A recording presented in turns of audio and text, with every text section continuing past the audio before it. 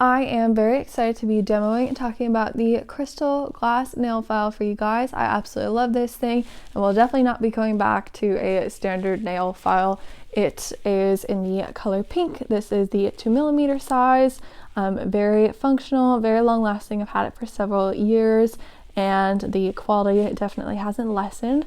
So first off, we've got our case, and this case is super pretty. I want to note it is made out of plastic, but it isn't like a low quality feeling plastic. It's a very nice smooth plastic, and I think the case just adds to the whole appeal of this product. Now let me show you the file itself. So we just pop the top like that, and here we've got our file. Goes nicely in the case. I'll go ahead and take that out. So here is what we've got. Very pretty, a nice, such an elegant feeling glass here. I love this thing, and the colors are so pretty. Like, this just is the nicest nail file in the whole entire world, it feels like. I love this thing. I'll give you a close look, just filing my nails. Just go along and you file them.